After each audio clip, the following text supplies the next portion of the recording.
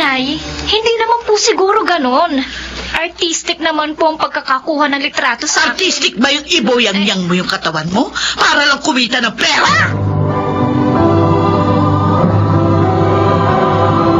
Handog ng DZRH ang dula sa kanyang panahon. Likas sa mga tao ang humanga sa mga magaganda at gwapo. At minsan nating pinangarap na maging katulad nila na hilahangaan dahil sa angking kagandahan o kakisigan. Mga kaibigan, sa araw na ito, pakinggan ang naging karanasan ni Butya sa ating dulang sa kanyang panahon.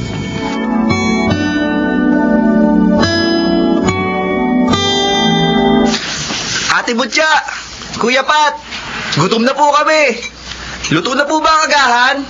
Sandali lang! Malapit ng kumulo! Konting hintay na lang. Ay, huwag niyo madali ng atin ninyo. Makakakain din tayo.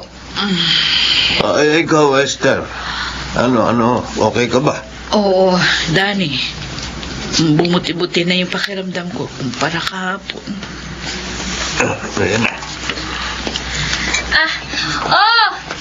Eto na yung agahan natin. Nagluto ako ng swam na mais. Meron din tayong pritong daing, kamatis, at mainit na kanin. Yay! Paborito ko, mais! Alam kong paborito niyo ni Mengay ang swam na mais. At saka tambak tayo ng mais simula kahapon nung mag-ani si Itay, kaya yan ang niluto ko. Kumusta na po kayo, Inay? Ayan, bumaba na yung lagnat ko, Mutya. Salamat sa inyo lahat. Danny, lalo na ikaw. Dahil kayo, inalagaan niyo ako. Ay, naku. Kalimutan mo yan. Talagang tungkulin ko yan. Tama-tama at swam na mais para lalong guminhawa ang pakiramdam mo. Ay, Siya nga po pala, Itay. Oh, Kahapon po pala, nabalitaan ko sa palengke na magkakaroon daw po ng beauty pageant ang barangay natin. Gusto ko po sanang sumali. naku. Anak, marami na tayong gastusin. May sakit pa mama mo. Meron pa akong utang kay Ma'am Badong. Huwag po kayong mag-alala. Yung susuotin ko pong gown, yung ginamit ko po nung nakaraang pageant. Oh, Tungkol naman po sa makeup, si Brianna na raw po ang bahala doon. uy, sige. Sige, anak. At sana'y swertihin ka sa pagsali mo sa pageant na yan.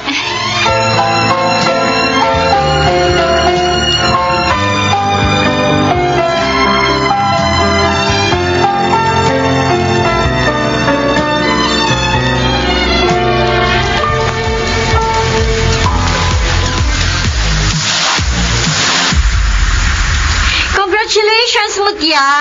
Hindi ka mananalo bilang reyna. At least, first runner-up ka naman.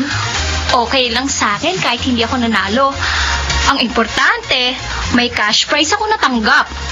Makakatulong to ng malaki sa pamilya namin. Di bale, bawi ka na lang sa susunod. Basta, ako na ang bahala sa makeup at sa gown mo. Salamat, Brianna. Butya. Good evening po. I'm Milton of Empress Casting Agency. Nakita ko ang performance mo sa pageant kanina. And I'm so impressed. Congratulations. Salamat po, Sir Milton. Anyway, nilapitan kita kasi baka interesado kang maging isa sa mga talents ko. Uy, Mutya! Tanggapin mo na.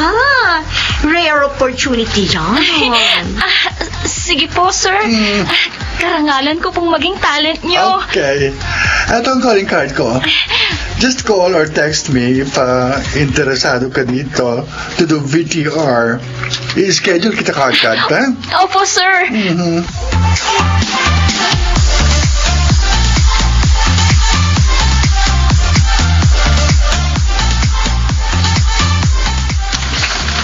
Talaga, Ate Butya? Magiging model ka na?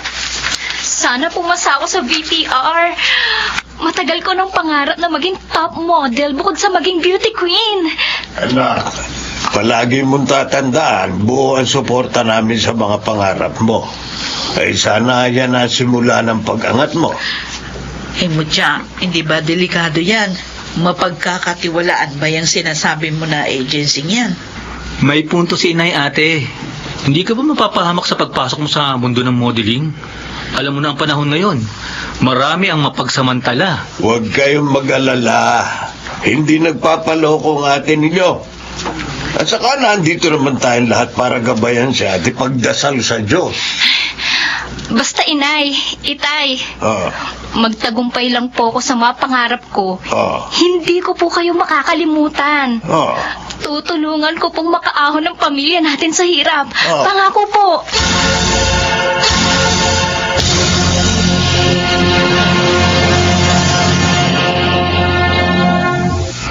Okay, Mutia. Are you ready for the VTR? Opo, Sir Milton. May dala kang swimsuit? Ha?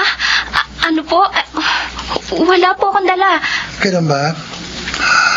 Eto na lang isuot mo. I think kasi yan sa'yo. Sir, kailangan po ba talaga na naka-swimsuit habang nag-VTR? Of course, yes. Kailangan kang naka-swimsuit dahil modeling and beauty pageants ang papasukin mo. First time mo bang magsuot ng swimsuit? Opo, sir. Ganun ba? Ay, di bale. Masasanay ka rin kapag tumagal-tagal. And besides, I think wala ka naman dapat na itago. Maganda ka. At maganda naman ang hubog ng katawan mo. Sige po, sir. Magbibihis na po ako.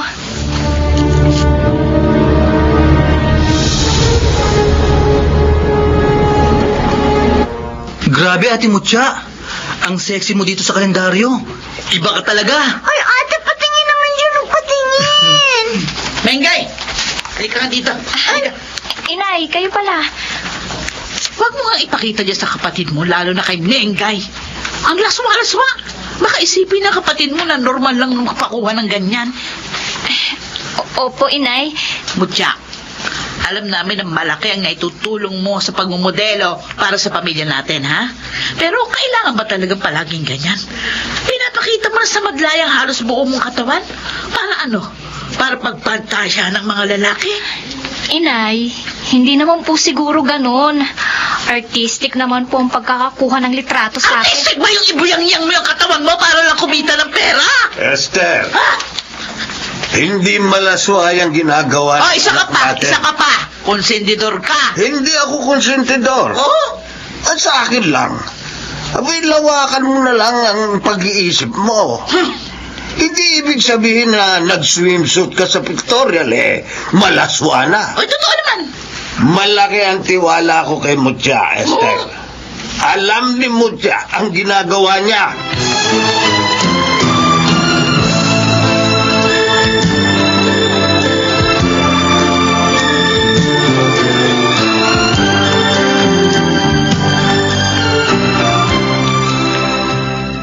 Ayan. O ayos na yung makeup mo. Ang hot mo na para sa imo-model mo na dietary supplement for men. Pero friend, hindi ba masyado naman daring yung photoshoot mo ngayon? Daring pa ba to? Ilang beses na ako nagsuot ng nighties and underwear sa photoshoots. Pero kasi iba ngayon. May kasama kang lalaki. Tapos kunyari naglalambutsingan kayo. Male dietary supplement nga kasi, di ba? Ay, naku, Brianna, hayaan mo na yun. Ngayon lang naman to. At saka, malaki yung talent fee, kaya carry na. Mutia, ready ka na ba for pictorial? Opo, Sir Milton. Ready na po. Good. Anyway, before we start, inform lang kita about the new booking mo, ha? Talaga po? May project? Ano pong project ang susunod kong gagawin? I-escort mo si Governor sa isang big event. Parang escort service? Isang gabi lang naman yun, Mutia. And don't worry, decente yun. Kailangan lang ni Governor na makakasama sa event na yun. Ganun po ba? To add, malaki ang talent fee mo rito. Times 4 ng talent fee mo ngayon sa Titania. Sige po, Sir Milton.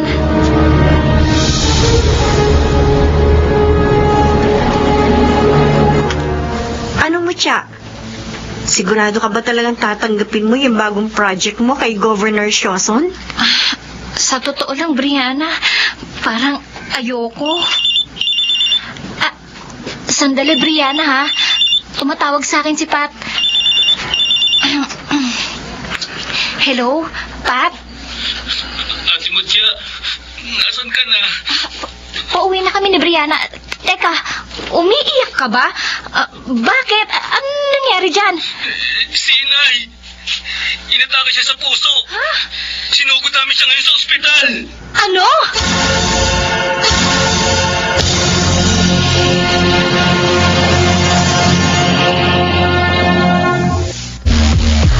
Oh, Mucha. Ayos ka lang ba? Opo, Governor. Kalma ka lang, ha? Relax lang.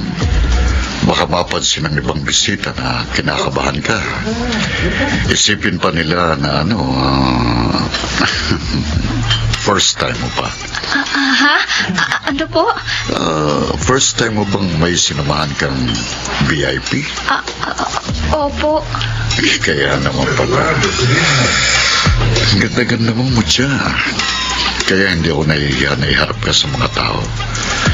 Nasabi nga pala sa akin ni Milton na isa kang beauty queen. Opo, Governor. Madalas po akong sumali sa mga beauty pageants. Tawagin mo na lang akong Charlie, ha? Pangbango mo. At ang legs mo, parang kandila. Ang kinis, oh. Governor! Nagpanik ka kagad, eh. Nawakan ko lang naman ang legs mo. Saka huwag mo sabihin sa akin na wala pang lalaking nakakahawak ng legs mo. Governor, maaring modelo po ako pero hindi po ako kaladkaring babae. Oh, talaga? Hindi ka kalad ka rin? Governor, pasensya na po pero pupunta lang po muna ako ng restroom para mag-retouch. Babalik din po ako agad. Sige, Mucha. Bumalik ka kaagad, ha? Ihintayin kita.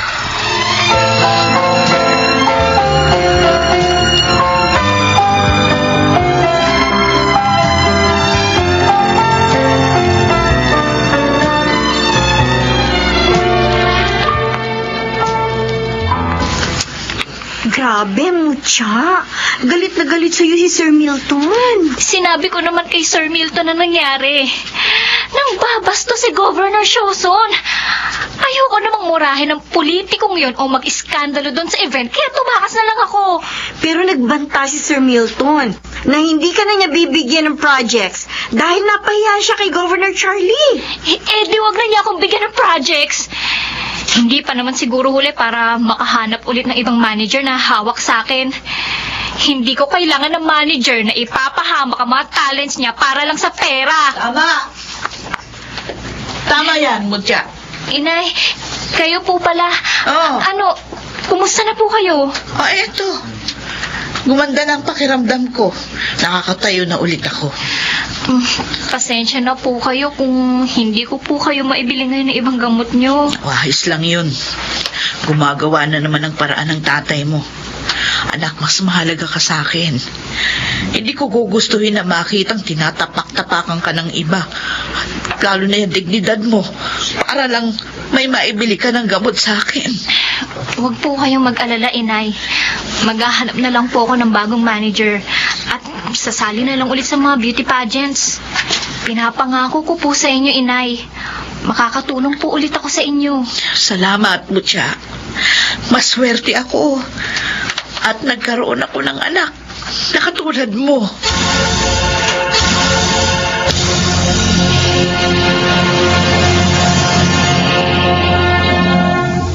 Hindi matutumbasan ng kahit anong salapi ang dignidad at puri ng isang babae.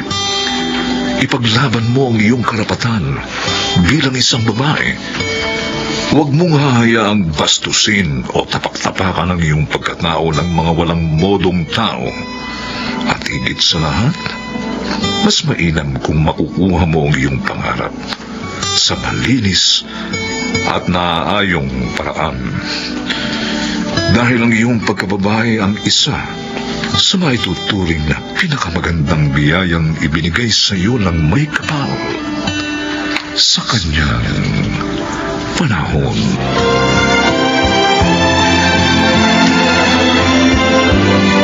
Mga nagsiganap: Princess Caravona, Rosana Villegas, Leonel Benjamin, Phil Cruz, Raz Jusen, at Chiquit del Carmen Amor.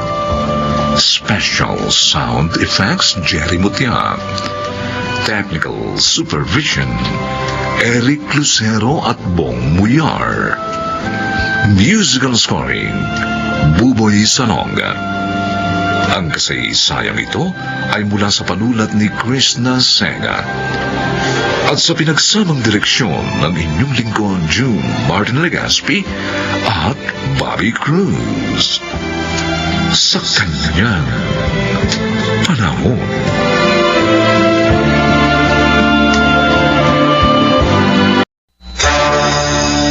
Kapag itinuloy mong plano mo, maghiwalay na lang tayo. Para mo na rin sinabing makasariling pag-ibig mo, na hindi mo kayang intindihin ang sitwasyon ko, na hindi mo kayang magtiwala sa akin. Kung ganyan kababaw yung pananaw mo, may dahilan pa ba para maniwala ako na mahal mo nga ako? Handog ng DZRH ang tula sa kanyang panahon. Kung may mga magulang na handang magsakripisyo ng sarili para sa kanyang mga anak, mayroon ding kapatid na handang kalimutan ang sariling kaligayahan para sa kanyang mga kapatid na minamahal. Mga kaibigan, narito po ang naging karanasan ni Divina sa ating dunang sa kanyang panahon.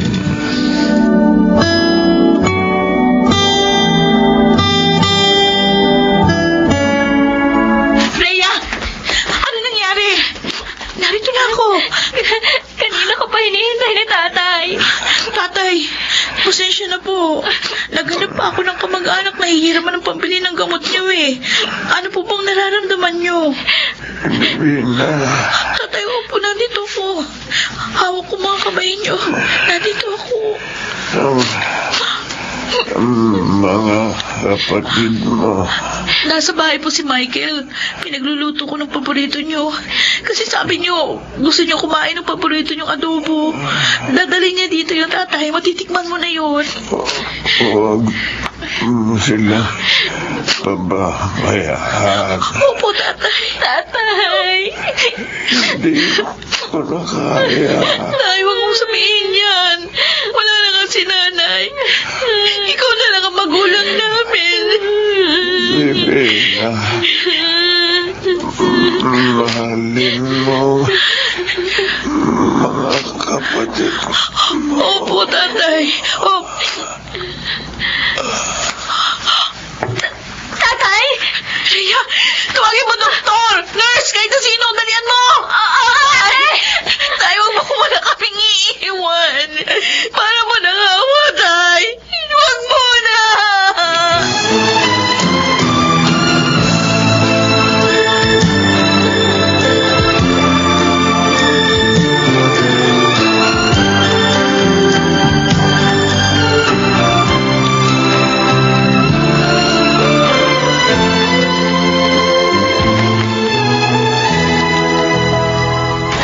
Isa-isa nang umaalis na nakipaglibing. Kanina ka pa nakatayo. Hindi ka ba napapagod, Divina? Sa totoo lang, Jay, wala na ako nararamdaman. Nasaid na yung mga luha ko sa kaiiyak. Namanhid na yung puso't isipan ko sa kalungkutan. Ako totoo, hindi ko na alam kung anong dapat kong maramdaman. Divina. Ulila na kaming magkakapatid. Hindi ko alam po saan kami magsisimula, kung paano kami magpapatuloy. Narito naman ako. Tutulungan kita. May trabaho na ako. Kahit pa paano, pwede tayong magtulungan. Ewan ko, Jay. Hindi ko alam. Hindi ko naiintindihan ang nangyaring ito.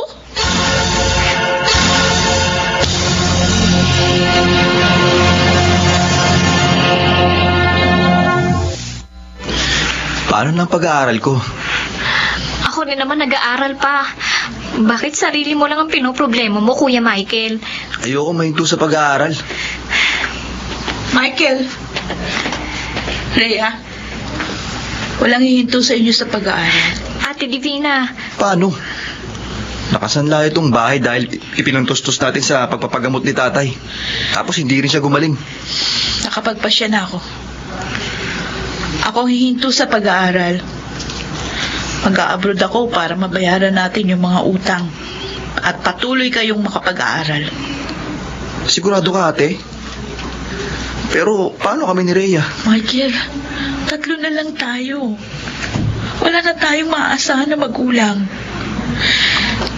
Kaya mula sa araw na ito, kailangan tibayan na natin ang ating mga dibdib.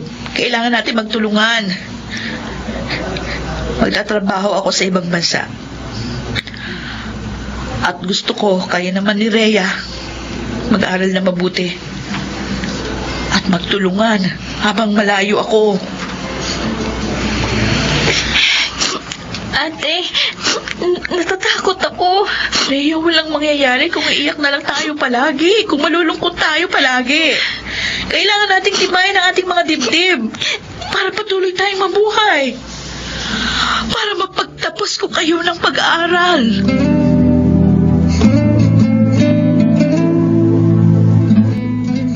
Oo, Divina, tama ka. Pabalik-balik na ako sa Middle East bilang domestic helper. Mahirap sa simula. Pero nung nakahanap na akong mabait na amo, doon bumuti ang buhay ko. Magandang trato sa akin, maayos magpasweldo, masarap ang pagkain. At, teka muna, bakit ka nagtatanong? Gusto ko po magpatulong para makapag-abroad din ako. Ay, ilang taon ka na ba? 20 na po. Magbe-21 sa darating na buwan. Huminto na po ako sa pag-aaral. Ako, hindi madaling makisama sa dayuhan, Divina. Kakayanin ko po. Alang-alang sa mga kapatid ko. Sige. Kung desidido ka talaga, isasama kita sa agency bukas.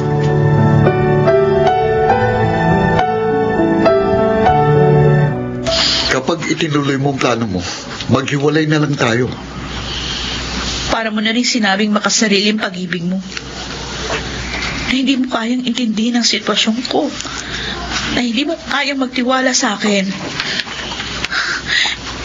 Kung ganyan kababaw pananaw mo, may dahilan pa ba para maniwala ako na mahal mo nga ako? Akong hindi mo inuunawa eh. Handa akong tulungan ka. Sinabi ko naman sa'yo may trabaho na ako. Bibigyan kita ng bahagi ng sweldo ko. Buwan-buwan yun, para sa inyong magkakapatid. At pinaliwanag ko na rin sa'yo na ayoko ng ganon dahil hindi pa tayo mag-asawa. Hindi mo dapat gawin yun. At isa pa, umaasa sa'yo mga magulang mo. Ayokong alisan sila ng karapatan na dapat sa kanila. Gusto mo lang talagang lumayo. Gagawin ko to para sa mga kapatid ko. Kung hindi mo yun maintindihan, tinatanggap ko ang hamon mo. Divina. Sige. Maghiwalay na tayo.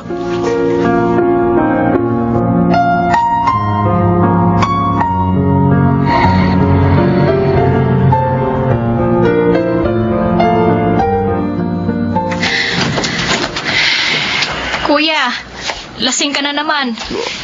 Ilang araw ka nang umuuwing lasing. Huwag mo nga akong pakialaman, Rhea. Buhay ko ito. Buhay mo nga, kuya.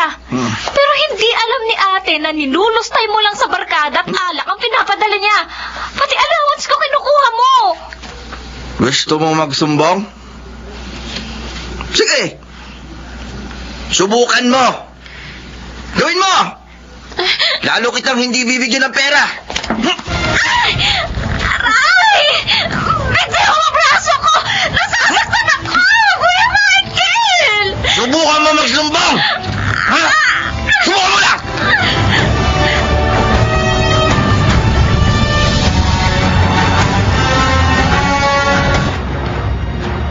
Oh, parang naiiyak ka. Ano sinabi sa sulat? May problema ba ang mga kapatid mo? Aling Emma, naglulukos sa pag-aaral yung pangalawa kong kapatid. Pati si Rhea pinababayaan niya. Ayun, lumayas daw.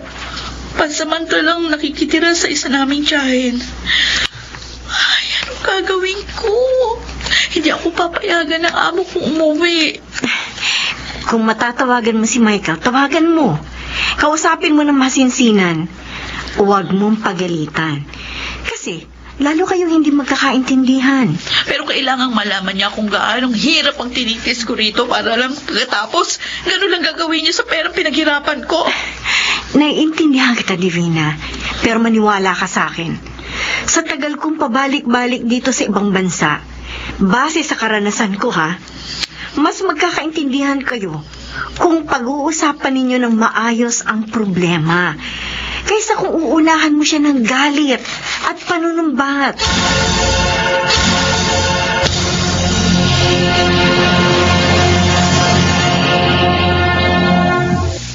Hindi mo ako maintindihan, ate. Hanggang ngayon, hindi ko matanggap na wala na si tatay. At iniwan mo pa kami. Michael! Di ba bago ako umalis, pinaliwanag ko na sa inyo ni Rhea na kaya ko ito ginagawa para sa inyong kinabukasan. May 2 taon pa nga ako sa college pero hindi ko natapos yun. Pinili ko huminto at magpaalipin dito sa ibang bansa dahil gusto ko may marating kayo ni Rhea. Narinig ko na yan. Ilang beses mo na sinabi yan. O kung ganun, bakit mo sinisira ang buhay mo? Bakit hindi ka pumapasok? Bakit puro barkada at pag-inom ng alak inaatupag mo? Dahil hindi ko kaya, ate. Nahihirapan ako sa pag-aaral. Nahihirapan akong balikatin ng pagiging magulang kay Rhea. Parang masyadong marami akong kailangang intindihin. Ngayong dati si tatay ang lahat ng gumagawa nito para sa atin. Bakit ako ba hindi nahihirapan? Sa akala mo ba? Gusto ko na malayo ako sa inyo? Kung kikitain ko dyan sa Pilipinas yung kinikita ko dito, aalis ba ako? Hindi! Hindi, Michael! Hindi ko kayo iiwan ni Rhea. Kung kikitain ko dyan yung sahod ko rito. Ate Divina, Ako rin nga nabigla sa responsibilidad na kailangan kong balikatin. 2 kayo na kailangan kong suportahan. Bigla ako naging ina at ama sa inyong 2 ni Rhea. Noong una natakot ako dahil hindi ko alam yung gagawin ko. Pero bilang panganay, tinanggap ko ito. Niyakap ko ang hamon. Kasama ng mga kabiguan at kalungkutan. Tinanggap ko ang hamon dahil mahal ko kayo ni Rhea. ate. Ikaw,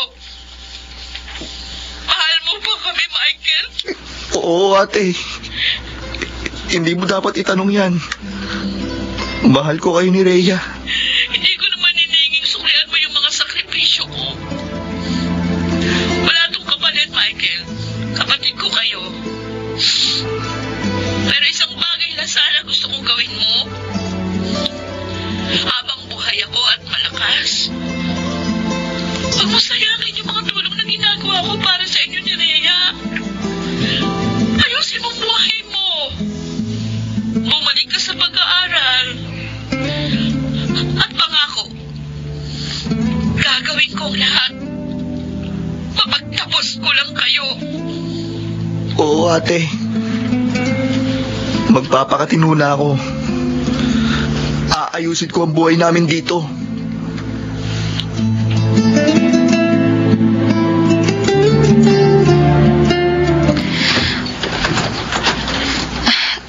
Kuya Michael, Umuwi ka na.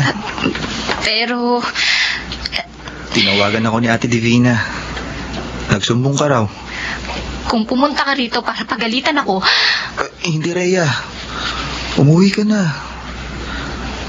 Pangako, aayusin ko ang sarili ko. Magpapakatino na ako. Kuya, Naging duwag ako. Mahina. Hindi ko naisip na mas mahirap ang kalagayan ni ate sa ibang bansa. Doon wala siyang kakampi. Walang mahihinga ng sama ng loob. Walang kapatid na dadamay sa kanya. Walang kamag-anak na magpapautang kapag nagipit siya. Walang mag-aalaga kung magkakasakit siya. Pinipilit maging magulang ni ate para sa atin. Habang nilulustay ko ang perang dugo at pawis ang pinuhunan niya. Kuya Michael, Umuwi ka na, Rhea. Magpapakatino na ako. Aayusin natin ang buhay natin para sa ating kinabukasan.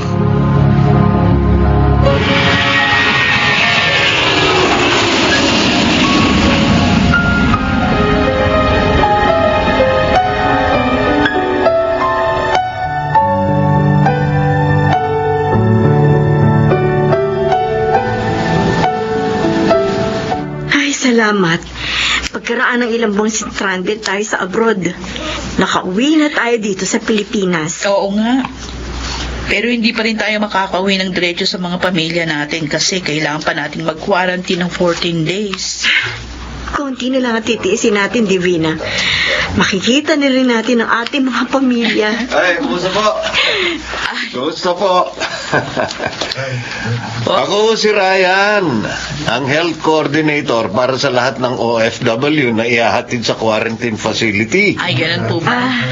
Ako si Divina at siya naman si Aling Emma. Kamusta po? Ay, sumunod ho kayo sa akin. Narito na ang bus na maghahatid sa inyo. Ah, ganun? Libre ang quarantine facility, libre rin ang swab test. At kapag negative ang resulta, papayagan naman agad kayong makauwi sa inyong pamilya.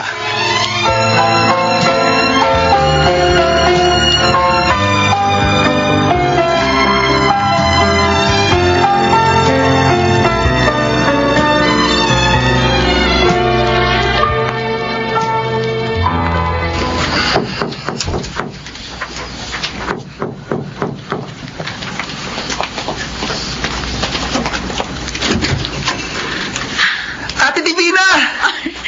Ibig sabihin, negative ang swab test mo! Oo, Michael. Ate! Rhea! Ate! Salamat nakauwi ka na! Ako rin, masayang-masaya ako dahil sa kabila ng pandemic, ligtas kayo. Ligtas tayong magkakapatid. Oo, ate. Araw-araw ka namin pinagpipray ni Kuya na makauwi na. Makauwi ng ligtas para magkasama-sama na ulit na tayo. Oo nga, Michael. Pero sandali, ang ayos nitong bahay, ha? Uy, maraming nakastock na grocery. Kahit na ilang buwan akong hindi nakapagpadala kasi na-stranded kami ni Aling Emma sa ibang bansa dulot ng pandemic. Aba, Dahil work from home na ako, ate. ha? Kumikita na ako. Talaga? Kumikita na kami pareho ni Rhea. Ikaw naman ang aalagaan namin, ate. Kahit hindi ka pa matanda. Hayaan mong ikaw naman ang patikimin namin ng ginhawa.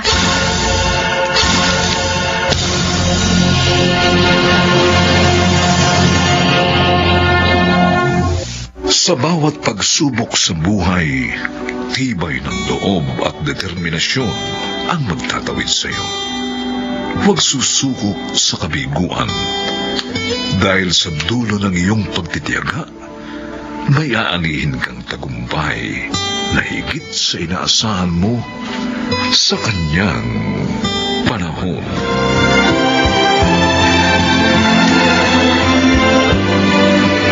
Mga nagsiganap, Rosana Villegas, Rash Juzen, Princess Carabona, Phil Cruz, Leona Banamin, at Chiquit del Carmen Amor. Special Sound Effects, Jerry Mutia. Technical Supervision, Eric Lucero at Bong Buyar. Musical Scoring, Buboy Sanog.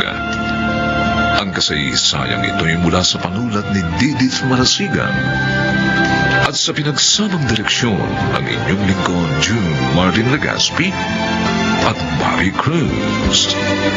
Sa kanyang panahon.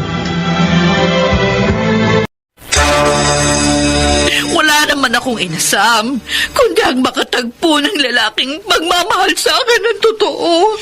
Ang problema nga, inaanakan lang kayo ng mga natatagpuan ninyo.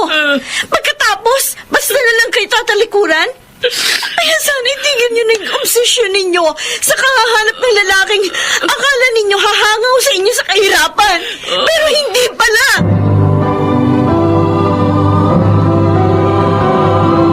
Handog ng DZRH ang dula sa kanyang panahon. Paano nga ba magiging malakas para sa kahinaan ng isang minamahal? Mga kaibigan, narito po ang naging karanasan ni Cindy sa ating dulang sa kanyang panahon.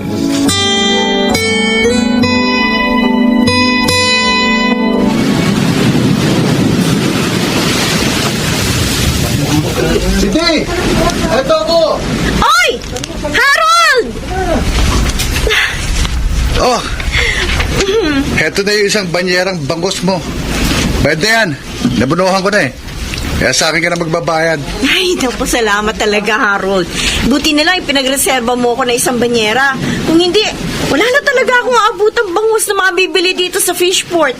Tanghali na eh. Kailangan talaga maaga ka sa pamimili rito. Oo nga. Yung iba nga dito na natutulog eh sa pag-aabang ng kanilang mga paninda. Kasi naman hindi rin ako makaalis ng maaga sa bahay. Alam mo na, ang dami kong obligasyon. Kaya, salamat talaga palagi sa pagmamalasakit mo, ha? Okay lang yon. Lagi naman ako nandito sa Fishport eh. Kaya lagi kitang may pagre-reserba ng mga paninda. Nasa na yung inarkila mong tricycle? Para maisakay ko na itong mga bangus mo. Ay, dun, sa may gilid ng Fishport pumarada. Tara!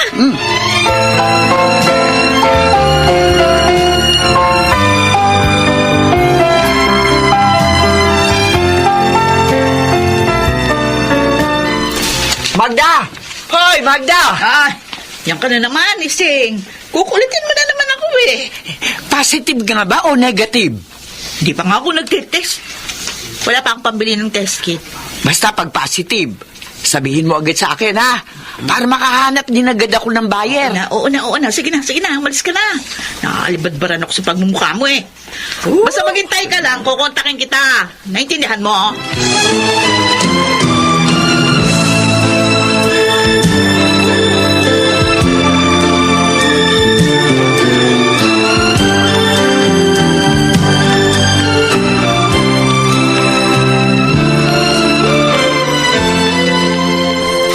Oh, gabi na. Bakit nakamukmuk ka pa dito sa hagdan, Obet? At saka, bakit may pasa ka sa mukha? Nakipag-away ka ba? Kinantsawan kasi ako sa labas eh. Na magiging kuya na naman daw ako. Dahil buntis na naman sa inay. Ano ba naman yan sa inay, ate? Ang tatanda na natin, wala pa rin tigil sa pagpapabuntis kung kani-kanino. Nakikipag-away tuloy ako dahil sa kanya eh. Totoo ba yung sinasabi mo? Oo. Dinatan ko nga kaninang suka ng suka sa may lababo eh. Nasaan ngayon si inay? Ano sa kawarto niya? Nakahiga sa papag niya. Nanlalata na kasusuka.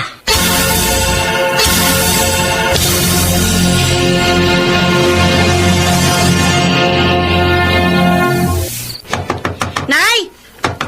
Nay! Buksan niyo nga yung pinto! Mag-usap tayo, Nay! Ano ba yun, Cindy? Kung makakato ka naman, halos gibain mo na tong pinto ng silid ko. Inay, umamin ka. Buntis ka na naman? Oo. Bakit? May problema? Nay naman! Hindi ka na ba talaga titigil sa pagpapabuntis kung kani-kanino? Yung dalawang ipinanganak mo nitong nakaraang magkasunod na taon, ni hindi namin alam ni Obet kung saan mo dinala. Tapos eto, buntis ka na naman? Pinagbili ko nga sa incheck, di ba? Huwag ka mag-alala. May bayar na si Ising sa pinagbubuntis ko.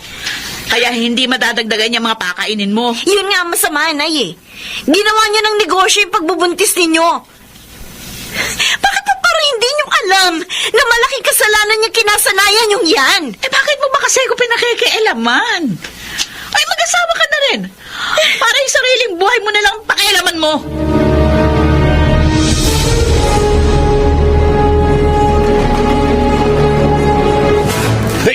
Ano, ha? Bitiwan mo ko. Bitiwan mo. Ano yung pagkakasakal mo sa akin dahil kung hindi tatadyak ang kita. Bibitiwan ko lang kayo. Kapag nangako kayo sa akin, hindi nyo napapatulan ng kahinaan ni Inay. Yung nanay mong nangakit sa akin, siya nagbigay ng motibo. Ano Huling gagawin ko? babala na ito, Mang Bianong. Kapag nalaman kong pinakailaman nyo pa rin si Inay, babasagin ko ng pagmumukha nyo. Ikadela mo kasi nanay mo. O kaya pagsuotin mo ng chastity belt. Ano? Para hindi na mabuntis na kung sino-sino. Masyadong masamang bunganga mo! Ha?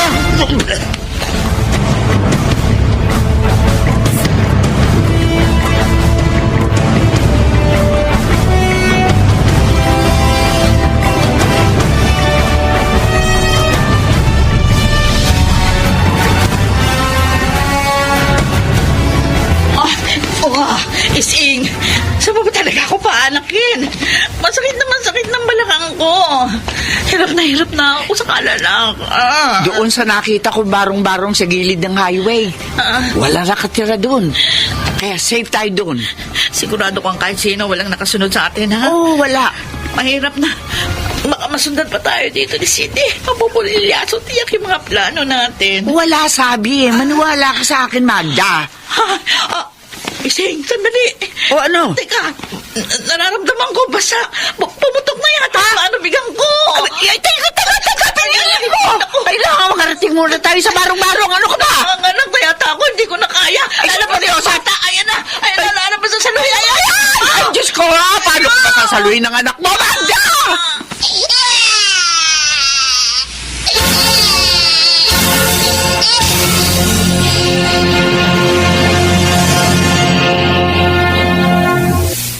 Ginagawa niyong biro ni Aling Ising ang buhay. Mabuti na lang may mga barangay tanod na nagawi sa barong-barong sa highway. Nadala ka agad kayo dito sa ospital. Pati na yung sanggol na isinilang niyo. Alam mo kung bakit ako nagkakaganito. Nay, hindi tama. Hindi tama na kapag iniwan kayo ng lalaki nakabuntis sa inyo, ipalalaglag nyo o ipagbibili nyo na lang ang sanggol na dinadala nyo. Para sa kaalaman nyo, Nay, diniretso ko na rin yung buyer ng sanggol na kausap nyo ni Aling Ising. Wala naman akong inasam. Kundi ang makatagpo ng lalaki. Magmamahal sa akin ng totoo. Ang problema nga, inaanakan lang kayo ng mga natatagpuan ninyo. Pagkatapos, basta na lang itatalikuran. Kaya sana, itigil nyo na yung obsesyon ninyo sa kahahanap sa lalaking akala ninyo ay hahango sa inyo sa kahirapan. Pero hindi pala.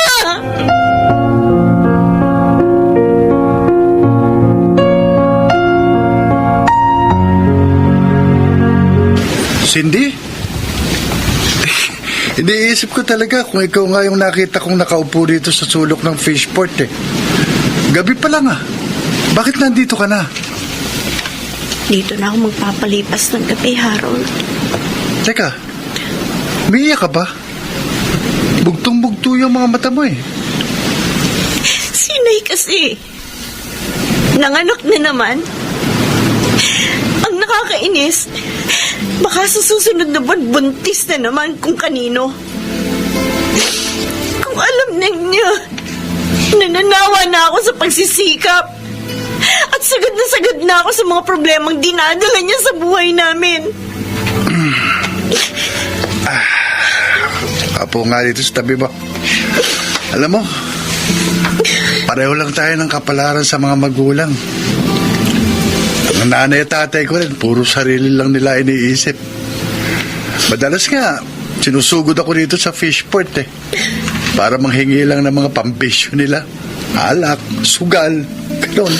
Sa halip na sila maging suporta natin sa mga hamon ng buhay. Eh wala naman tayong aasahan eh. Kundi ang mga sarili natin. Kailangan nating kumilos. Pero siyempre, kailangan din nating manampalatayang pansamantala lang ang mahihirap na sitwasyon sa ating mga buhay.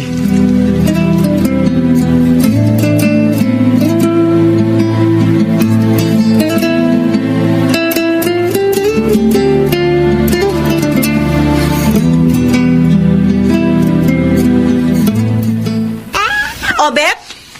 Obet, nasa si inay? Bakit basta nalang iniwan ng bata sa duyan? Hindi ko alam kung saan nagpunta ate. Nakukonsensya nga lang ako eh. Kaya hindi ko rin maiwan ang bata sa duyan. Binatean ko na rin. Kahit na inis ako kay inay. Ang problema nga, dahil alam niyang nandyan ka, tiyak na kung saan na naman siya nagpunta. Pagkatapos, ilang buwan pa matutuklasan natin, buntis na naman siya. Kapag nangyari yun, talagang lalayas na ako sa bahay na ito, ate. Hindi ko na kayang tiisin ang sobrang kahiya na dinadal sa atin ni inay. Cindy? Ano pala? Nay, Cindy? ang akala ko... Naglagalag na naman ako. Abay, hindi. Inilako ko yung mga tinda mong daing na bangus na nakita ko doon sa freezer. Niripak ko sa plastic ng tigta 3 piraso para ka ako madaling maibenta ng 300. Sana nga, tuloy-tuloy na po ang ganitong magandang senaryo sa bahay na ito, Nay. Dahil namulat akong tama ka, anak. Na kung gugustuhin ko lang mamuhay ng maayos, kayang-kaya ko. Kaya ko naman talagang gawin yun. Tsaka, bakit pa ako maghahanap ng pagmamahal sa labas ng tahanan ito? Samantalang, nandito naman kayong magkapatid. Nadarama ko ang pagmamahal sa inyo. Pero yun nga lang, sa tagal ng panahon nagbulag-bulagan ako. Inay!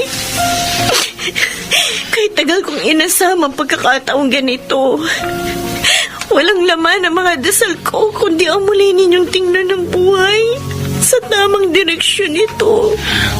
Yung mga pagtitiis nyo sa mga kakulangan ko.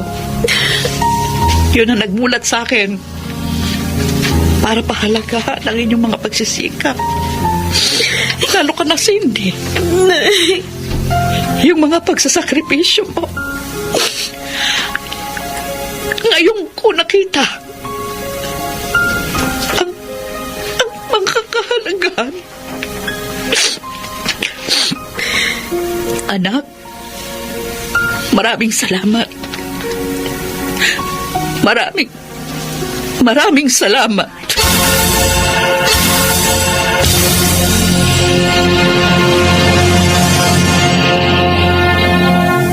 Ang mga hamon at pagsubok sa buhay ng tao'y likas na at kaakibat ng araw-araw na pakikipagsapalaran sa mundo. Subalit hindi nararapat magpatalo. Kailangan nating bumangon, harapin ang mga ito upang mapagtagumpayan sa kanyang panahon.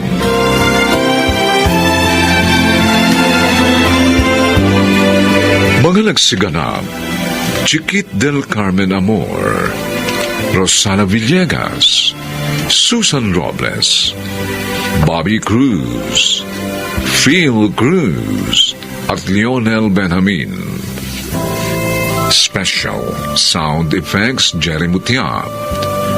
Technical Supervision Eric Lucero at Bong Muyar.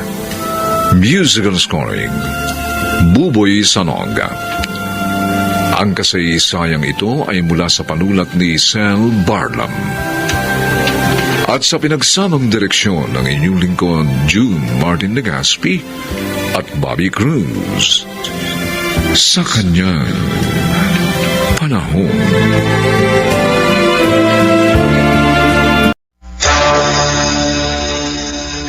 Sa halip na sirain yung pagsasama naming mag-aama, tulungan na lang sana nyo kaming malampasan ang aming mga pinagdadaanan.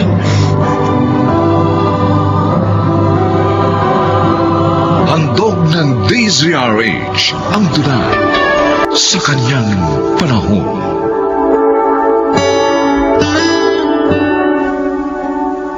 Paano nga ba ang pagpapatibay sa sarili, lalo na sa pagtugon sa mga suliraning nais lampasan? Mga kaibigan, pakinggan po natin ang kasaysayang naganap kay Sandro sa ating dulang sa kanyang panahon.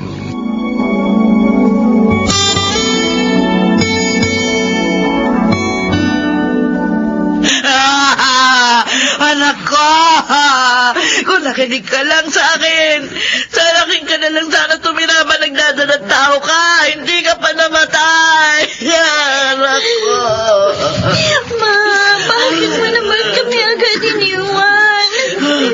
Ang sakit-sakit ng pagkawala niyo. Ang sakit-sakit. Kung kailan malapit na akong graduate sa architecture, Ma.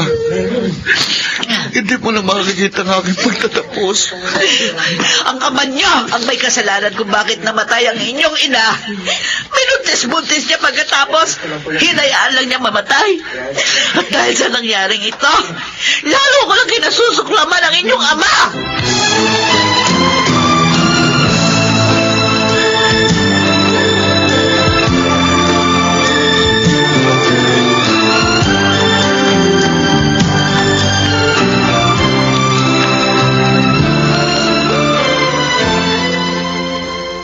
Naku, kung hindi lang talaga may iskandalo ang buro ng asawa mo, papatulang ko na yung biyanan mo, Sandro. Napakapangit magsalita. Huwag na lang po ninyong pansinin, Nay. Para na lang po sa ikatatahimik ng burol ng asawa ko. Yung nanggigigil na kasi ako sa matandang yan eh. Mula pa sa morgue hanggang dito sa burol, wala na siyang ginawa kundi laitin ang pagkatao mo. Hanggat kaya po natin, magpasensya na lang tayo, Nay. Palipasin na lang po natin hanggang sa mailibing ng maayos ang asawa ko.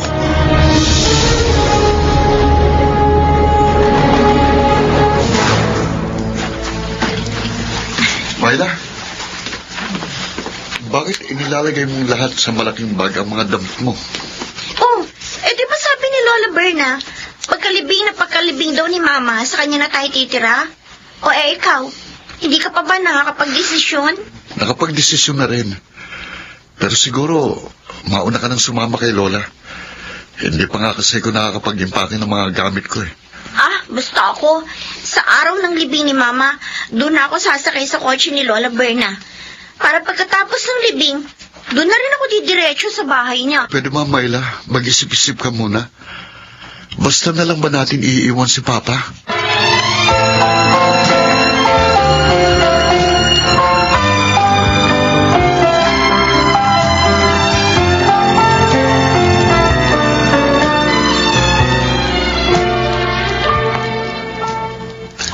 Pati ba naman mga anak ko? Sinisira niyo ang loob para mawala ng amor sa akin at umalis. Ha? Oo. Bakit? Anong papakain mo sa mga apo ko? Buhangin? Ha? Aba. Hindi ko ipakikipagsapalaran ang buhay ng mga apo ko sa isang pulpol na inhinyerong tulad mo. Ano? Papatayin mo rin sila sa kapabayaan mo? Tulad ng ginawa mo sa aking anak?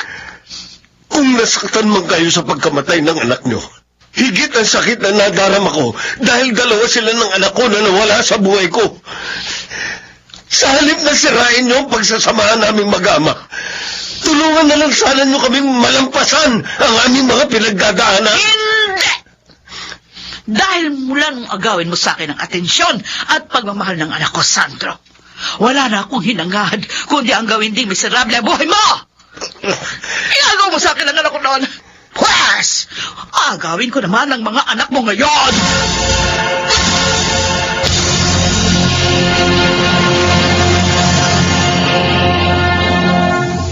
Oh, Fermin, bakit para kang binagsakan ng mundo sa itsura mo? Saan ka pupunta? Ba't dala-dala mo yung bag mo? May trabaho pa tayo. Wala na tayong trabaho simula ngayong araw na ito, Sandro. Teka. Ano ibig mo sabihin? Na wala na tayong trabaho sa araw na to? Saka, bakit? Nagbaba kasi ng memorandum yung chief electrical engineer natin. Wala na raw pera yung may-ari ng building. Kaya ihinto mo ng konstruksyon. Lahat damay. Pati yung mga instalasyon na ginagawa natin. Ang saklap naman ng balitang yan. Dami ko pa naman problemang pinansyal ngayon. Unang-una na nga yung promissory note na pinirmahan ko sa ospital nang mamatay ang asawa ko. Ako naman, yung monthly amortization ng kinuha namin bahay sa Laguna ni Mrs. Nalalapit na rin yung pagtatapos ng panganay ko sa kolehiyo. Tiyak na hindi birong perang kakailanganin ko. Yung pampara sa pag-aaral ng bunso ko. Pero ang pinakamalaking problema ang kakaharapin natin sa mga susunod pa mga araw, yung pagkalam ng mga sikmura ng mga pamilya natin, Sandro.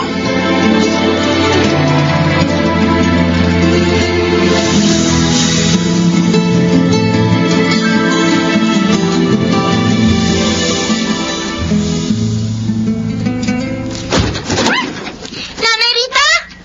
Nanay Rita! Myla? Oh, Myla, bakit apo? May ipagagawa ka ba sa akin? Yung bestit na pinalalabhan ko at pinapaplansya ko sa inyo, nasaan na? Eh, hindi ko makita sa damitan ko. Ay, naku apo. Pasensya ka na sana, ha? Ano? Eh, ngayon ko lang naalalang lalaban pala at paplansyahin ko yun. Ngayon lang. Eh, Yun yung isusuot ko ngayong araw ng defense namin sa thesis eh. Naku! Kahit kailan napakahirap niyo talaga utusan. pasensya na. Ay, hayaan mo, apo. Hindi na mauulit yun. Hindi ko na makakalimutan pa yung mga inuutos mo. Talaga hindi na mauulit. Dahil talagang lalayas na ako sa bahay na ito. Apo! Ikaw nung una, napigil niyo pa ako ni Papa na huwag umalis sa poder ninyo. Pwes ngayon, hindi na. Kesa naman mabwisit lang na mabwisit ang buhay ko dito. Nakasama kayo!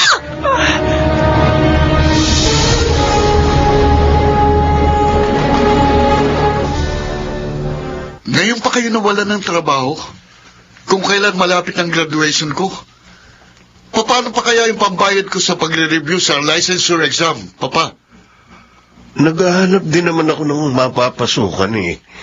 Kahit sa maliit na construction lang. Kung hindi nyo na kasi kayang tustusan ang mga gastusin ko sa pag-aaral, hayaan nyo nang kunin ako ni Lola Berna. Dahil yung pera niya, yun ang sagot sa mga problema ko. Kaysa sa mga sinasabi niyong wala namang katiyakan.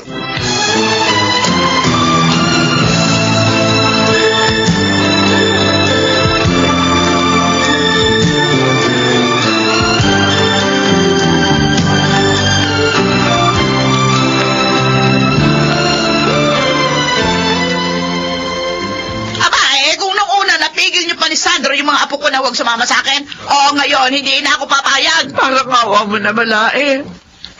Wala nang isilang ang mga apo ko.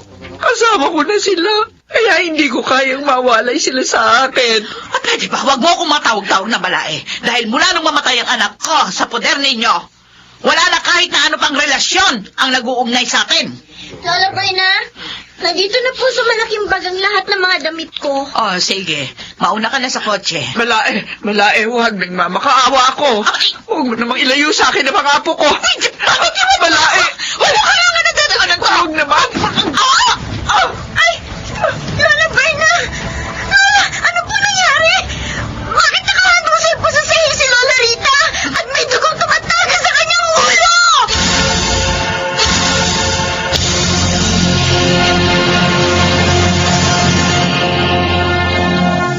Wala na ba talagang kahulugan sa inyo ang salitang pamilya?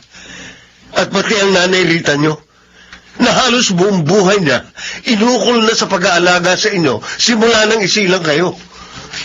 Nagawa niyo pa rin saktan ang kalooban at lapas tanganin? Hindi ko naman po alam. Naaabot sa sakitan ang paghahanap nila ni Lola Berna pa. Ako, Papa, wala talaga akong kaalam-alam sa nangyari dahil wala nga ako sa bahay ng mga oras na yun eh. Hindi ko alam kung saan ako nagkulang sa pagpapalaki sa inyo. Mula sa kabutihang asal para lang mapaluto kayo. Pero kung talagang ayaw na ninyo sa poder namin ni Inay, sige, hindi ko na kayo pipigilan. Siguro nga, kailangan ko lang tanggapin na hindi ko nahawak ang inyong mga pagdidesisyon.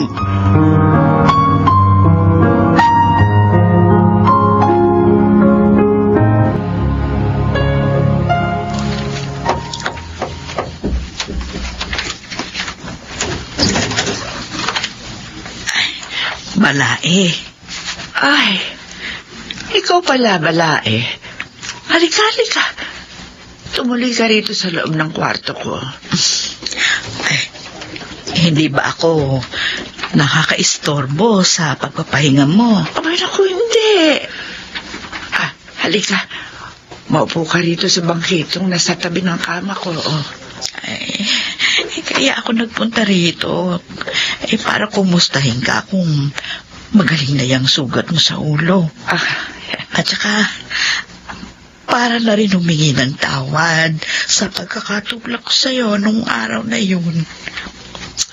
Naamin ko, masyado ako nagpadala sa galit ko.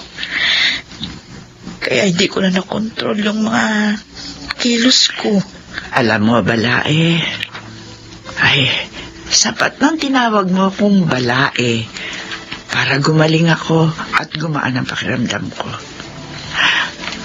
Pakiramdam ko nga, bigla akong lumakas ngayon dinalaw mo ako Napakabuti mo, Balae. Sa kabila ng mga kasalanan ko sa iyo, maayos mo pa rin akong tinatanggap at pinakikiharapan. Salamat. Maraming salamat.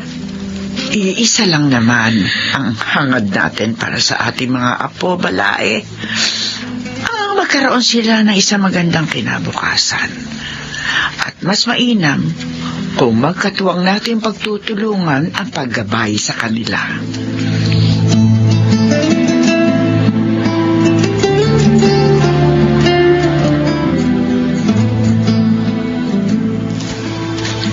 Nauunawaan ko naman po ang malaking pagmamahal na iniuukol ninyo sa akin, mga anak. Kahit kailan, hindi ko po kinwestiyon yun.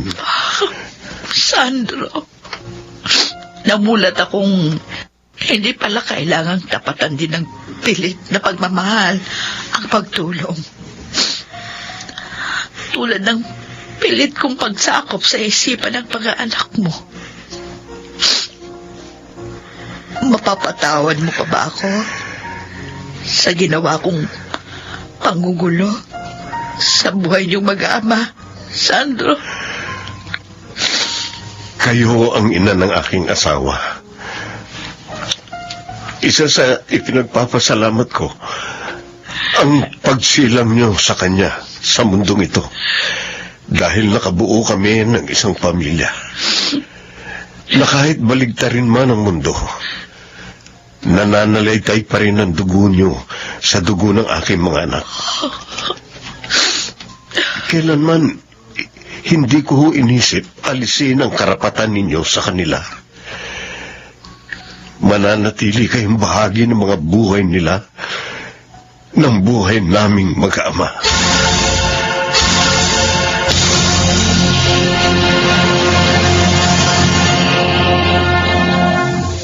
Mahirap pero mapagpalaya ang pagtanggap. Sinasalamin nito ang malalim na pagmamahal, hindi lamang sa ating kapwa at sarili, kundi maging ang malalim na pagmamahal natin sa nasa itaas, sa kanyang panahon.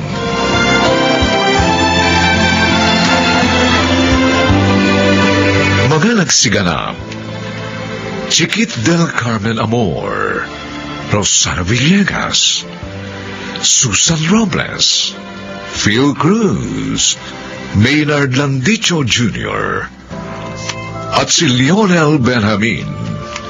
Special sound effects, Jerry Mutia. Technical supervision, Eric Lucero at Bong Muyar. Musical scoring, Buboy Salonga. Ang kasaysayang ito'y mula sa panulat ni Sel Barnum at sa pinagsamang direksyon ng inyong lingkod June Martin Legaspi at Bobby Cruz sa kanyang panahon.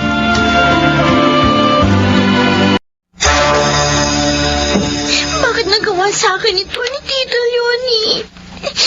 Kung itrato niyo ako parang hindi pamangkin, ikinulong niyo ako dito sa bahay.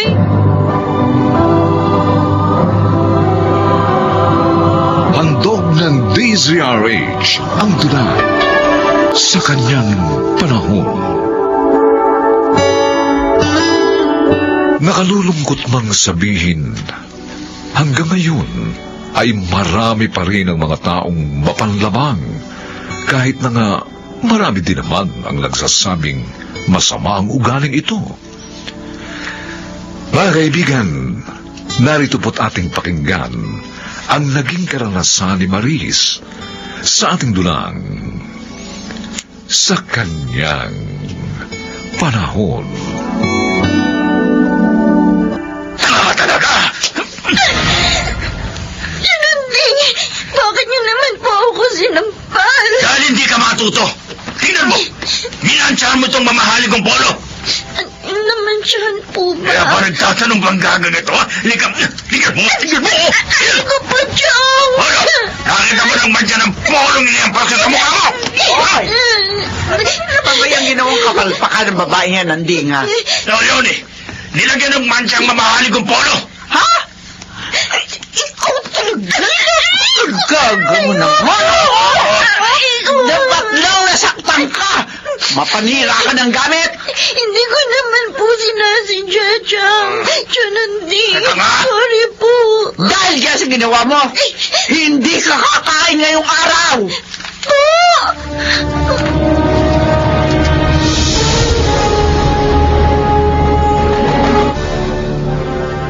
Hoy, Maris, May iuutos ka ba sa akin, Ate Trutis? natural. Kaya nga kita tinawag. Radyain mo tong bestida ko. Aalis ako. Oo, ate. Ay, hindi. Eka muna. Linisin mo muna yung banyo para makapaligo na ako. At habang naliligo ako, tsaka mo planchahin yung damit. Sige, ate. Ano, sige ate ka dyan. Eh, bakit nakatunga ka pa? Bilis na!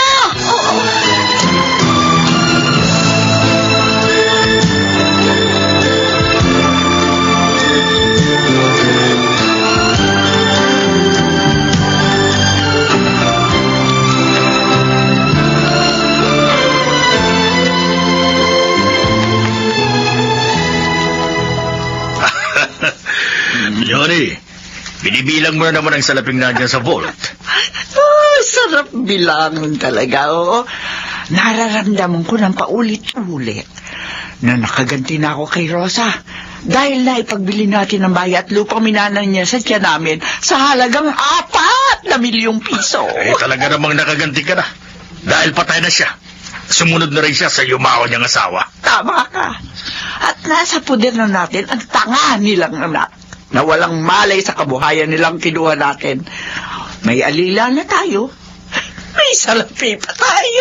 Pero ma, dapat ibangko nyo na lang yung malaking halaga niyan. Mamaya manakaw pa yan ni Maris Chico. Ay, sus! Hindi mangyayari yun, ha? Oo. Dahil hindi nakapapasok ang pinsan mo sa kwarto namin. At kami lang naging mama ang nakakaalam ng kombinasyon ng vault na kinalalagyan ng mga pera natin. Tama! Siyempre, iba na rin yung nag-iingat pa. Ibabaan ko din namin to. Pagsawa na akong bilangin. Ay, tulungan na nga kita. Ma, sana mag-out of town naman tayo. Anyway, marami naman tayong pera.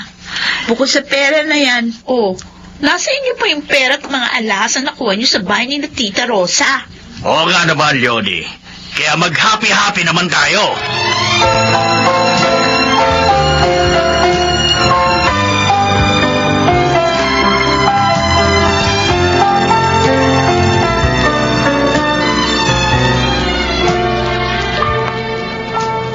Nabusog ka ba, Maris? Opo, Mang Tirso. Salamat po, pinakain niyo ko dito sa inyo. Naawa kasi kami ni Itay sa'yo eh. Inaalila ka nang at sinasaktan ng tiyahin mo. Hindi ka pa pinapakain ng tama. Totoo yun. Kaya sabi ko dito kay Danny, total wala naman silang lahat. Pakainin ka dito sa bahay namin. Salamat po ulit sa inyo. Mabuti pa po kayo. Kahit hindi ko kadugo, pinagmamalasakitan ninyo ako. Bakit magalit sa'yo si Aling Leonie? May malaking galit kay inay si Chang. Sabi ni inay noon, nagsimula daw ang galit ni Chang sa kanya. Nagpumanaw ang tiyahin nila na nagpalaki sa kanila. Kasi mas malaki raw yung ipinamana nila kay inay. Ay, nako. Inggit at mana pala dahilan. Pero mali pa rin na idamay ka ni Aling Leonie. Di po ba, tay? Oo, anak. O sino na ngayon ang tumatao sa bahay ng mga magulang mo? Ipinagbili po yun ni Chang. Ano? Maging ang pera at alahas ni inay. Kinuha rin po nila. Dapat pala pag-aralin ka nila. Dahil nasa kanila ang iyong mana.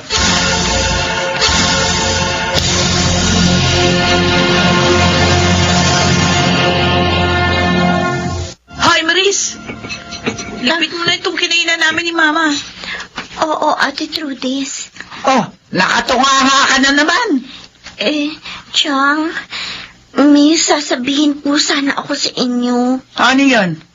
Gusto ko po sana mag-aral sa pasukan. Uy, utaas ang pangarap, ha? Pwede naman ako makapag-college, ate. Dahil na kay Chang yung pinagbila ng bahay at lupa namin. Pati yung pera at alahas ni inay. Atrevido! Ba't niyo naman po ako sinampal? Buti nga, wala kang pakialam, ha? Sa lahat ng nakuha ko sa inyo, gagawin ko kung anong gusto ko doon. Pero, Chang, amin naman po yun eh. Sana po, kahit konti bigyan niyo ako para pa makapag-aral ako. Hindi ka ba talaga titigil? Ay ko ba? Tama na ba?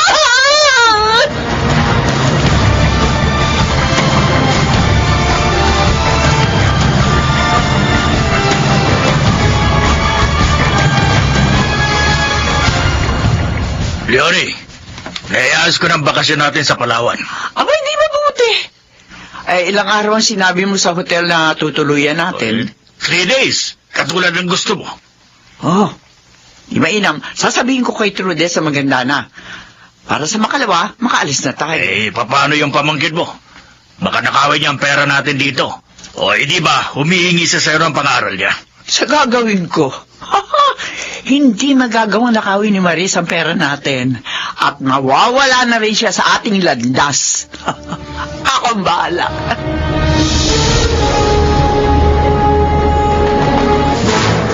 Bakit nagawa sa akin ito ni Tita Leonie? Kung itrato niya ako, parang hindi pamangkin. Kinulong niya ako dito sa bahay habang sila nagbabakasyon sa Manila. Paano na lang ako? Kailangan makalabas ako dito. At kapag nakaalis ako, hindi na ako babalik dito. Total, wala namang pagmamahal sa akin sina Tita Leonie.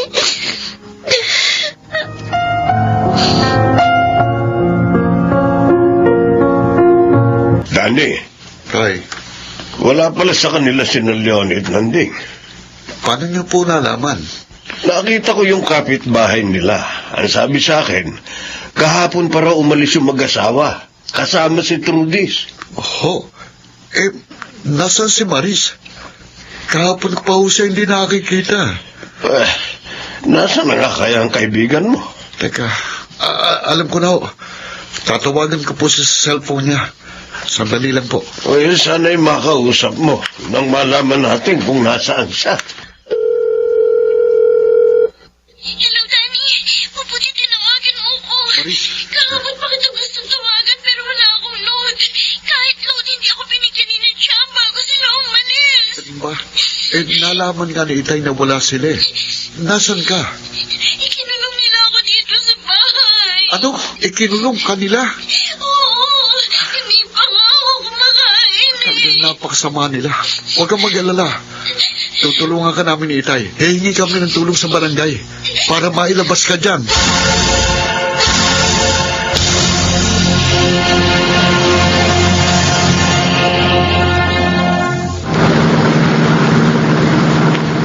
O ano anak, Nag-enjoy ka ba sa bakasyon natin? Enjoy na enjoy, ma. Siguradong maiingit si Marie sa akin pag sinabi ko lahat ng ginawa natin. Wala nang maiingit sa'yo, anak. Dahil malamang, patay na sa gutom si Marisa. Ay, wala akong iniwang pagkain para sa kanya. Bakit niya ba gusto mamatay na siya? Mawawala na tayo ng katulong niyan. Hindi, ayos lang yun. Basta ang mahalaga, hindi na makukuha pa sa atin ang salaping nakuha namin sa kanyang ina. Oo nga. Ganding, bakit? Ay, ano nangyayari? Kumapit kayo! Wala tayong preno!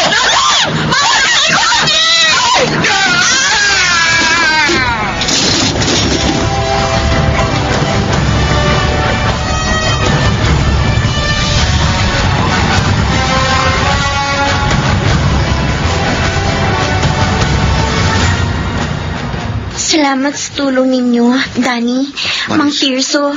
Dahil sa inyo, nailabas ako ng mga pulis sa bahay na iyon. Ginawa lang namin ng tama, Iha. Ngayon, hindi ka na mapagmamalupitan ni na Aling Leonie. At may kaso pa silang haharapin pagdating nila. Dahil sa ginawa nilang pagmamaltrato sa'yo. Oh, may tumatawag sa cellphone mo, Maris.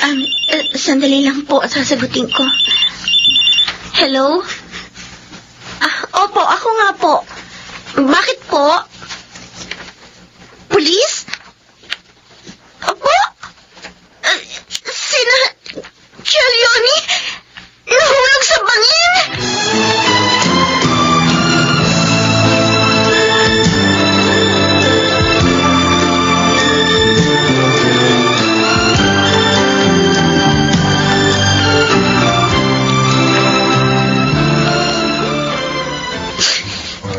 Nakikiramay kami, Maris. Kahit po maraming ginawang masama sa akin si Tita Leonie, nasasaktan pa rin po ako sa pagpanaw nilang lahat. Hindi man lang sila nakapagbago. Siguro, hanggang doon na lang talaga ang kanilang buhay. At maaaring paraan na rin yun ng Diyos para wakasan na ang iyong kaapihan.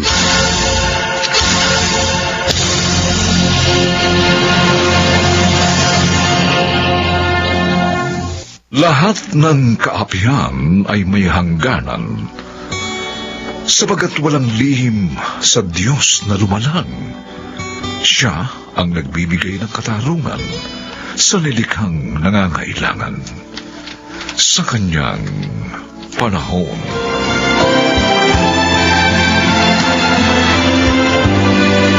Mga nagsiganap, Chiquit del Carmen Amor, Maynard Landicho Jr., Rosana Villegas, Phil Cruz, Susan Robles at Lionel Benjamin. Special Sound Effects, Jerry Mutia. Technical Supervision, Eric Lucero at Bong Muyar. Musical Scoring, Buboy Salonga. Ang kasaysayang ito'y mula sa panulat ni Telma Corporal Alcantara. At sa pinagsamang direksyon ng inyong lingkod, June Martin Legaspi at Bobby Cruz, sa kanyang panahon.